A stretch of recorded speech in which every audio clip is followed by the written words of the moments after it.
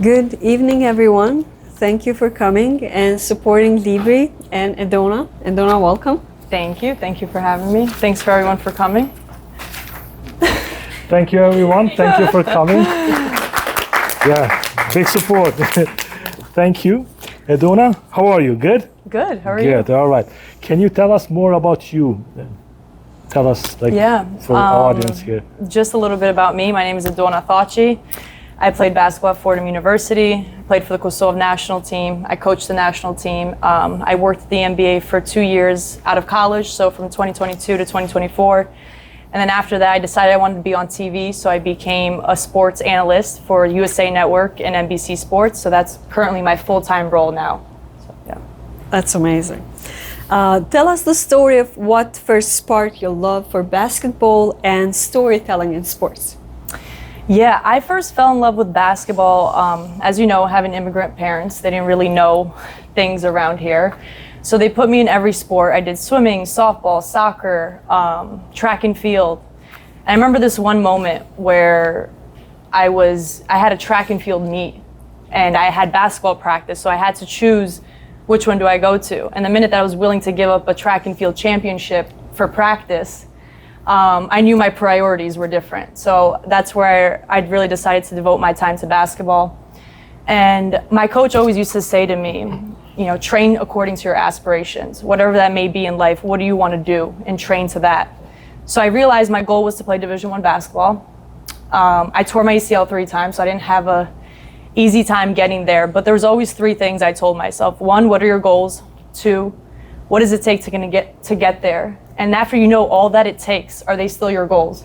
Because sometimes we love to say, I want to play Division I basketball, but I don't want to wake up at 5 o'clock in the morning every day. Those little things. So that's where my love for basketball really shined. As far as storytelling, it was kind of accidental. Like, this was not something I really saw myself doing or wanted to get into, but I was at a Brooklyn Nets game and I was watching someone, this young lady, her name's Sarah Kustak, she's the Brooklyn Nets TV analyst. And I was watching her, I was like, wow, I really want to do this. And that's where I realized role models and inspirations could really make a difference. It was like, see her, be her, want to be her. And that's how I got into it. That's amazing. Thank you for sharing that. You were a basketball player since young age. Yeah. Did this one help you to analyze and broadcasting? Absolutely. When I played Division I basketball, you go through scouting, right? You're preparing for teams, you're practicing every day for 3-4 hours, sometimes 5 hours a day. And we would always watch film, break down each player, what the player does, how do they play, their style of play, wanting to prepare for those games. But I also say all the skills were transferable to what I do now because I face a lot of adversity. In my job now, I face a lot of adversity, and I think sometimes people see me at the pinnacle of where I've gotten to, but I got so many no's. When I first started this, everyone kept saying no. They never gave me an opportunity. And I kept pushing, but I was used to that because I tore my ACL 3 times in college. I came back each time. I fought adversity. It was really about choosing your heart. What are you willing to do? What are you willing to sacrifice and endure to get to your goals? So it was the same thing. Those skills became transferable to college basketball, to being an analyst, because you got to be pivotable. You got to be able to react on your feet. You got to be able to talk and be ready, work under pressure. It's a lot of pressure when you're talking in front of millions of people and they're watching. And, especially as a woman, if you mess up, people look at that more. Or if you're commentating on a men's game, people can't wait to say something about a woman messing up. So I think those are all the little pressures that I got used to just being in college and playing college basketball. You get better. From beginning right now, you're much extremely better. Oh yeah, I say TV is all about repetition. It's the same as being a college athlete. The more you practice basketball, the better you get at it. The more you practice TV and commentating, the better you get at it. Got it.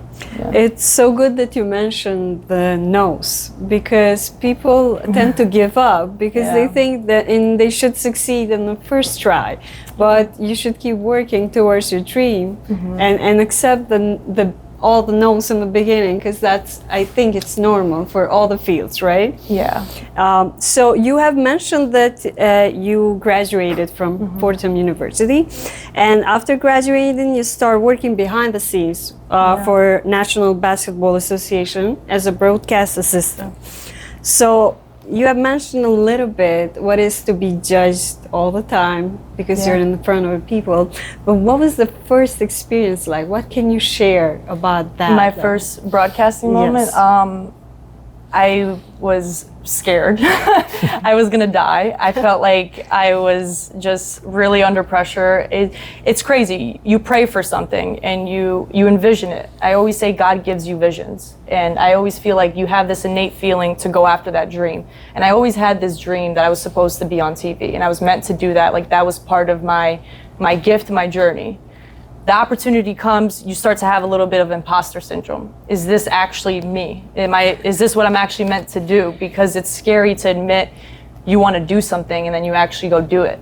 So when that moment came, I was preparing like crazy. I was calling like 5 different people, like, do I do this? How do I do this? What do I say? How do I know when to say this? How do I know when to talk? How long do I talk? But if I look back on that first film, I always say nothing in life, your first podcast, your first book you write, your first anything is never going to be as good as you want it to be. So if I look at that first game now, I would probably want it to be burned. But it's made me better as, where I've become now. So. Working with an MBA so early in career, what lesson did you learn from this one? Yeah, working in an MBA? Yeah. Being patient. Out of college, I didn't know what I wanted to do. And I was just like any college student, you kind of have a little bit of an identity crisis. What am I supposed to do? Who am I? I was no longer a Division I athlete. That's what I associated myself as. I'd introduce myself. Oh yeah, I play basketball at Fordham University. Like that's who I was. I was really an athlete. And then you realize that's not you. I'm actually more than a sport. I'm more than basketball. I'm a daughter, I'm a sister, I'm a friend. I am a person who's there for other people. So it took time for me to really build that. And when I worked at the NBA, it was a huge shock. It was a great experience, but I knew it wasn't something I wanted to do. So I was traveling to games, I was miking up players, I was miking up coaches, I was meeting the biggest stars of all time. And it was the coolest experience. But in that moment, I also hated it because I was working till 2 o'clock in the morning, 3 o'clock in the morning on Friday nights, Saturday nights. I was working like 60, 70 hours a week.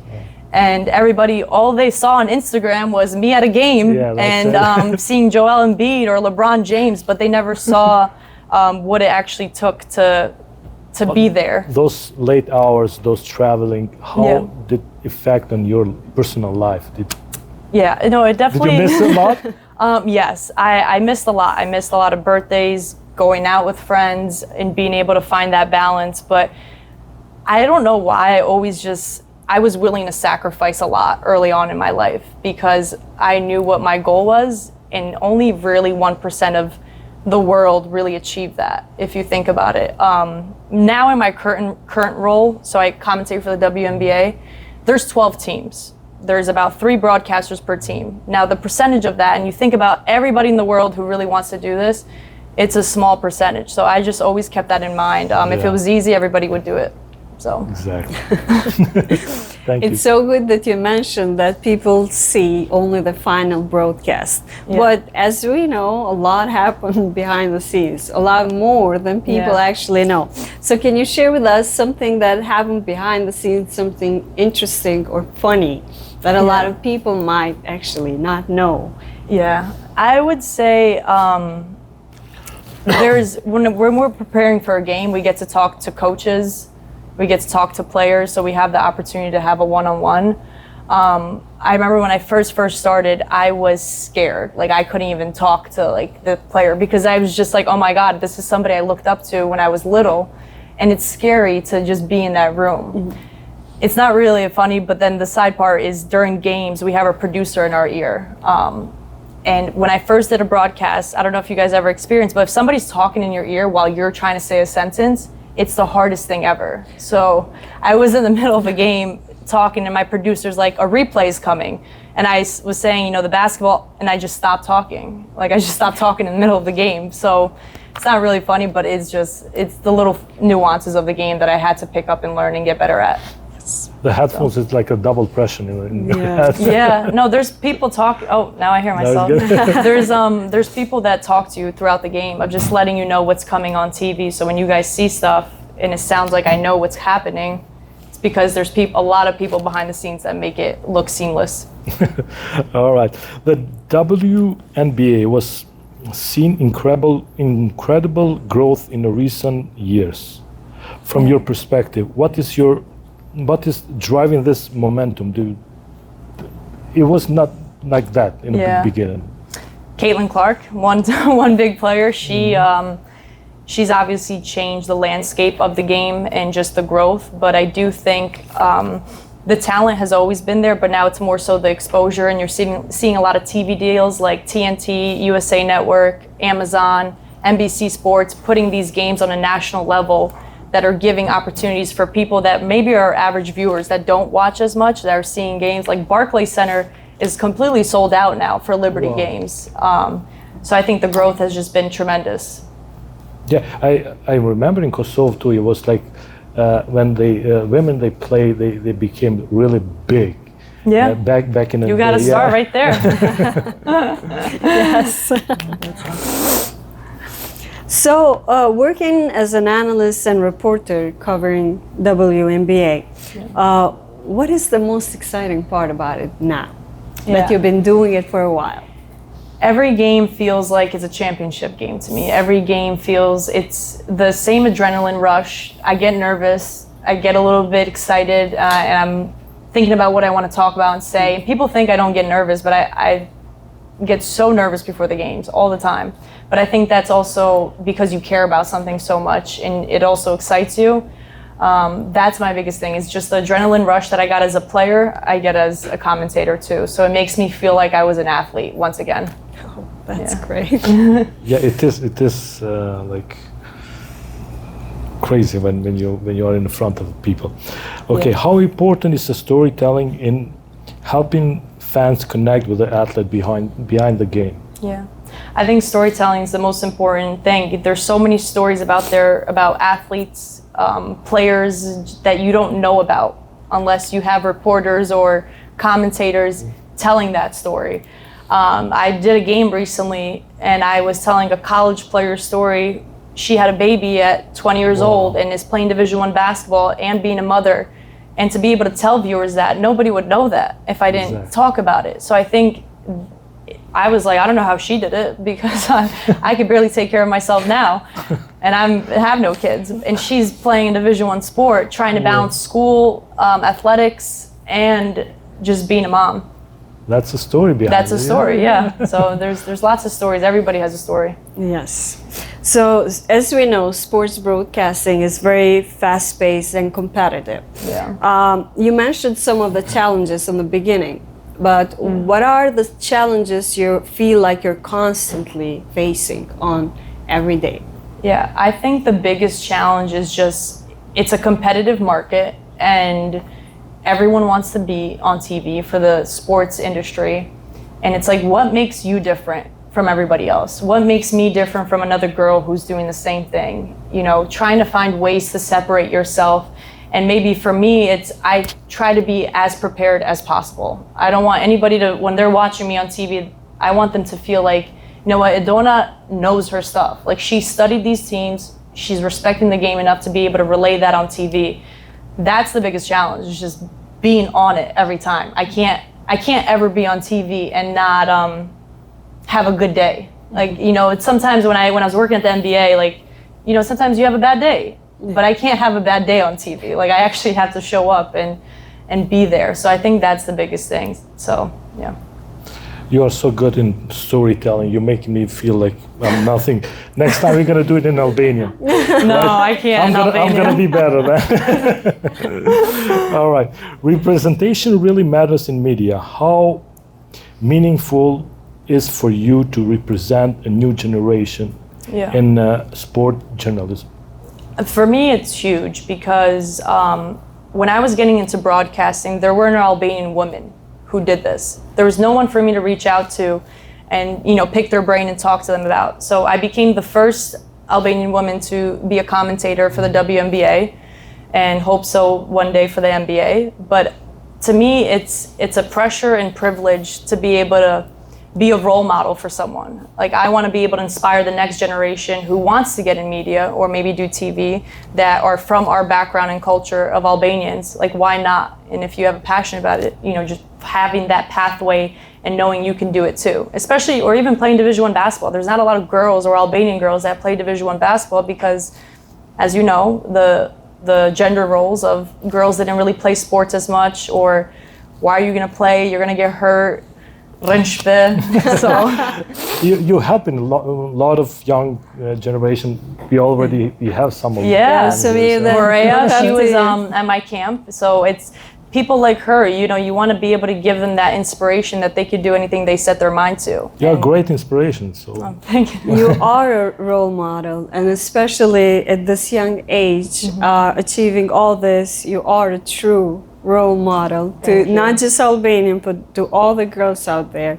So I have to say that. But also as a young voice in sports media and sports broadcasting, how do you see it changing for the next generation? And how do you think AI, will it help or reduce the possibilities? I think AI helps my prep work. It helps with my studying.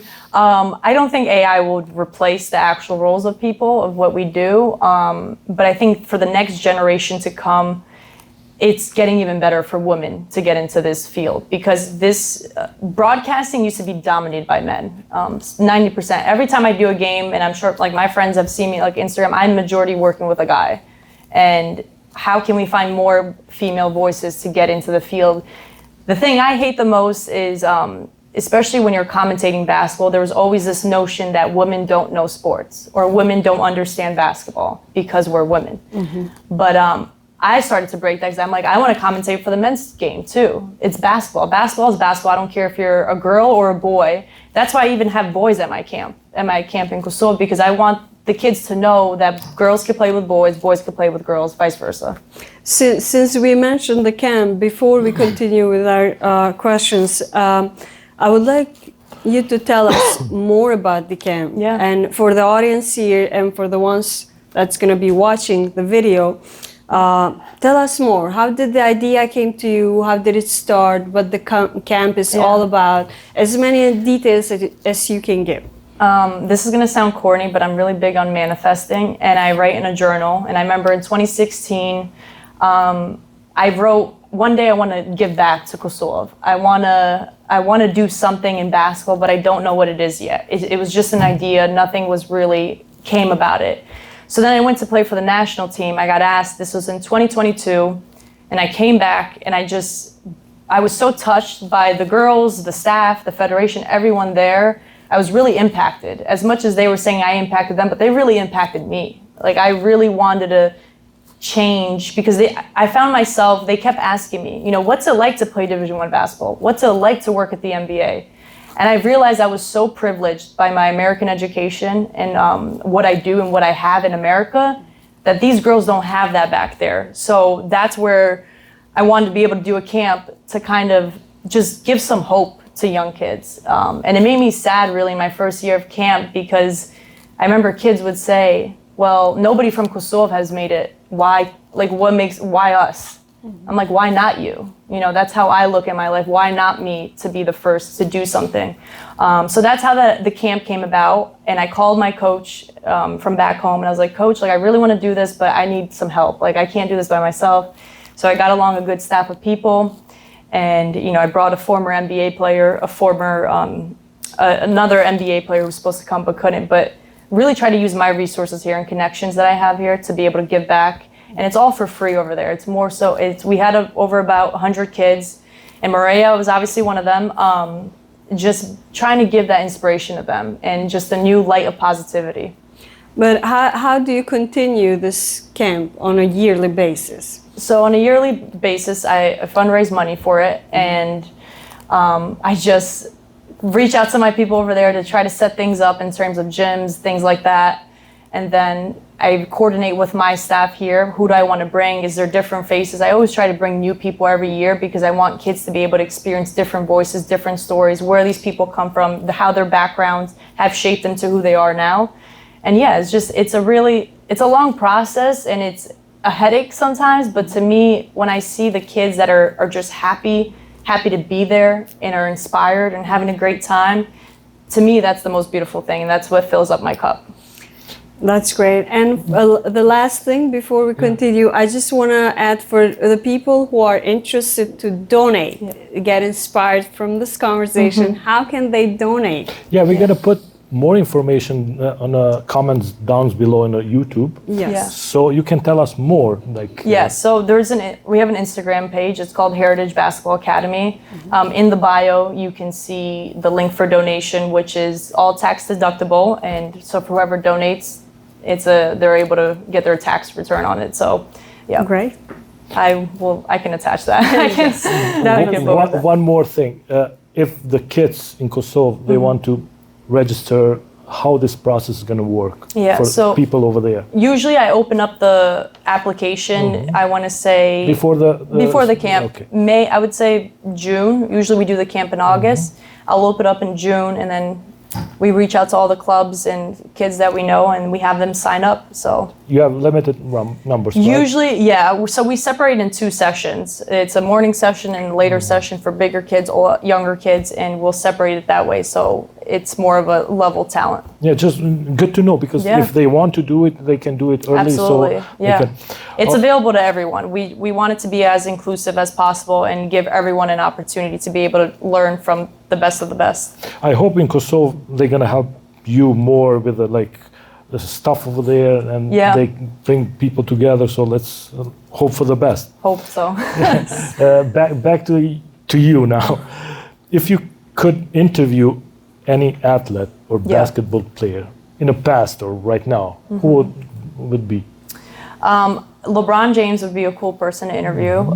Kobe Bryant was one of my favorite players growing up, obviously passed away, but I think that Kobe Bryant's mindset to me was the greatest of all time, and I think that would be the most amazing thing. Even now, I mean, I've had the opportunity to be around some of the best WNBA players who I've looked up to, like Sue Bird, Diana Taurasi, who I've had the opportunity to talk to, and it's a surreal moment for me where I have to pinch myself because I'm like, I once used to dream to be in the WNBA. We didn't make it, but we commentate, so it's a little bit different. Yeah, it's cool. Yeah, he was like a hero for a lot of people. Yeah.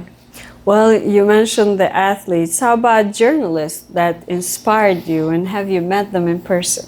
Yeah. So when I was working at the NBA, there was a lot of obviously journalists, commentators. Sarah, who comes to my basketball camp, so she came to Kosovo with me. She's the Brooklyn Nets TV analyst. So she became the first female to become a lead analyst for an NBA team. And I was really inspired by her. Mike Breen, he's the voice of the NBA, he was the one who actually pushed me to get into TV. And I was like, you know what, maybe I should try this. Maybe I could do it. If he thinks I could do it, maybe I could do it. So those were kind of the people that I was really inspired by. But yeah, now it is crazy that the people I've looked up to, I'll be working with them. That's amazing. Yeah. Right now, you're already successful. Thank you. As a person, always we want more. Where do you see yourself in the near future? Yeah, I think sometimes our biggest problem as people is when we reach something, we always want something next. We never take a step back to realize, hey, I used to dream about this, used to pray for this. Let me be grateful for where I am now. So that's my problem too. I'm always like, well, I got to do this. I need to do this now. I need to get here. I would love to commentate in the NBA. That's my next goal. Obviously, that's going to take some time, but I've reached the WNBA pretty quickly. So I'm confident I have that belief in myself, but it's going to take some time. Yeah. Hope for the best. Yeah. So if there is any advice or suggestion that you would give to young people, especially women who want to build a career in sports broadcasting, what would that be? I always say rejection is redirection, and like I've mentioned, I can't emphasize enough that I've gotten so many no's, and you really have to be resilient, and you really have to want something. If you're passionate about something, your passion will take you so much further than the nights when you're tired, when you're down or you're discouraged or you're having doubt. That will carry you through those hard moments. So I mean it, I can't mean it enough, of just having the passion, being resilient, and not taking no for an answer. Like I would say to my parents, when I would watch TV, I'd be like, I'm gonna be there. Like that's gonna be me. And now I see my parents taking picture of the TV every time I'm on. Oh, but that was the mindset I had, is I set my mind to do something and I'm gonna do it. And that's how I even was with my camp. I was like, I don't know how I'm gonna do it, but I'm gonna figure it out. Just having the mentality of always figuring it out. That's a great mentality. All right, since we are in a bookshop and we talk a lot about the books with the authors. Yeah. Definitely, you're not book author. I'm not an author, but but you never know. You maybe one in the day future you're gonna share your. I do want to. Yeah. Yeah. So books are obviously our favorite topic. Love tell us more about your favorite author or favorite book and why. So when I was in college, this was COVID, I was depressed like everybody else, didn't know what to do. I was trying to find ways to stay motivated. How do I still work out, not gain weight, be ready for college season? And my coach referred this book to me. It's by David Goggins. It's Can't Hurt Me. And he is just like the craziest man ever. But basically his whole mantra is finding a way to get it done. Like if you wake up in the morning and you say you're gonna work out, go work out. If you wake up and you have a to-do list, do that to-do list. And he talks about the 40% rule, which is something that I really cared with in college when I was running, and we used to have these hard workouts and I'd be tired. The 40% rule is, you think you're tired, you're mentally exhausted, but you really only tapped into 40% of your capabilities. But our minds are so powerful and telling us that we can't do it, and it's really important to not believe that, because you could really go much further than you think. And I remember when we had conditioning tests, I'll never forget, my coach I was like dying, and all of a sudden I hit another gear. I just sprinted, and my coach was like, where did that come from? So yeah, he talks about that, and he says a lot about callousing the mind. And callousing the mind is, the more you do hard things, the more confident you become in yourself. So those are the biggest takeaways. That's a great one. You read this book, but what did you get from this book? Did you implement it in your life? Which one is like most of it? I would say the mental toughness part is what he really talks about. That's something I implement in my life. He's a really tough guy. He doesn't take no for an answer. He doesn't BS things. Like he's a straight shooter, and he doesn't believe in like being tired. He talks about this thing of your normal day, somebody dreams to have. Like my normal day of work, somebody would dream to have that. So it's always keeping that in my mind. And those are the biggest things, of being grateful for where you are, but also finding the balance of wanting to strive for more. This is cool. That's amazing. So you mentioned the 40% rule, but what other practices from the book you think that people can realistically apply to their lives? Yeah. Journaling was something he talked about, and that's something where I took it from, manifesting journaling. I do think the more you write stuff, the more you're more likely to do it. That's the biggest thing I took, because I feel like when you put pen to paper and you look back, did I accomplish it? Did I not? So I would say journaling is an actual physical thing that you could really take. I still do that now even in my beginning of this career of broadcasting. I said, I want to commentate in the WNBA, and I did it within the year. So I wish it would manifest in other things in my life, but we're working on it. It will eventually come, like the first one. The book is about the limits. Did the book change the way you think about the limits or potential? Like, do you think you can do like more after you read the book? Yes. Did you push yourself more and more? I feel like I was able to push my limits. You know how they say sometimes don't tell your big dreams to small-minded people because they see adversity or they see limits? I was the type of person, if you told me you wanted to open a business tomorrow, I'd be like, okay, great. Let's figure what are you gonna do? I just learned to change my mindset. I've never saw adversity or limits until it really, really God's like, no, this is not working. But I just always think there's a way to be able to defy the odds. So, yeah. This is cool. This is me. This is me talking. Yeah, it's the same one. This is a great conversation and another proof that you're not where you are by accident.